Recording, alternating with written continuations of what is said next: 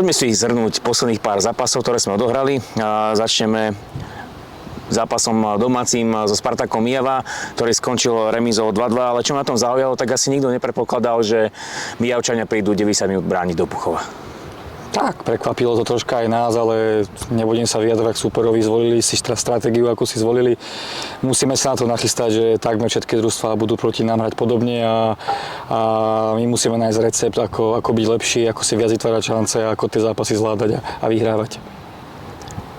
Posledný zápas sme odohrali na pôde Veľkých Ľudiniec, je to prostredie, sa ťažko hrá, ťažko získavajú body, ale my si to zvládli veľmi dobre.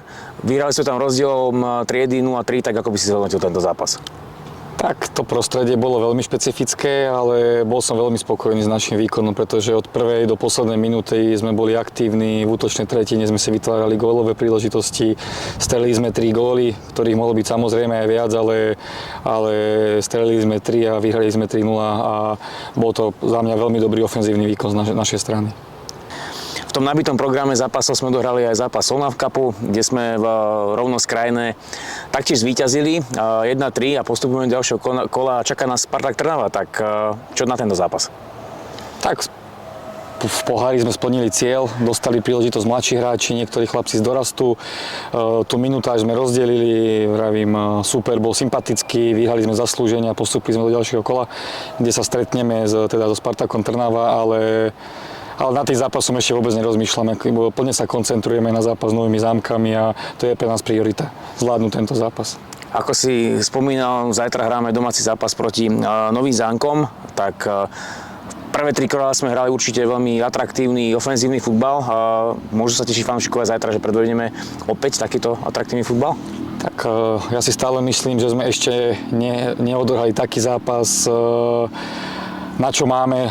Samozrejme, nehrali sme zlé zápasy, ale ja si myslím, že stále je tu potenciál na obrovské zlepšenie v tomto družstve a vravím, je to nejaký proces, je to nejaký beh na dlhé trate, ale ja si myslím a verím, že zajtra budeme chcieť byť aktívni, budeme chcieť byť hrať ofenzívne, vytvárať si šance a verím, že nám to tam bude padať.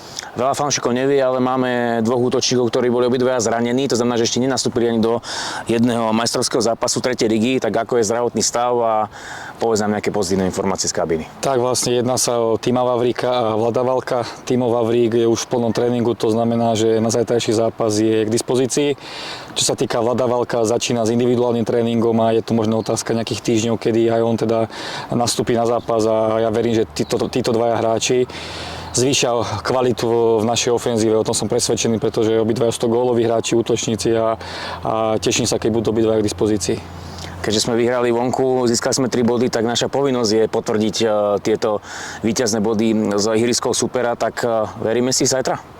Tak je také staré pravidlo, že body zvonku sa rátajú, až keď ich potvrdíš doma, takže ja verím, že to zajtra tak bude, ale vravím, čaká nás ťažký super, ktorý hrá dlho tú 3. ligu, ale ja si myslím, že máme kvalitu na to, aby sme doma určite zvíťazili. Ďakujem pekne za rozhovor. Ďakujem.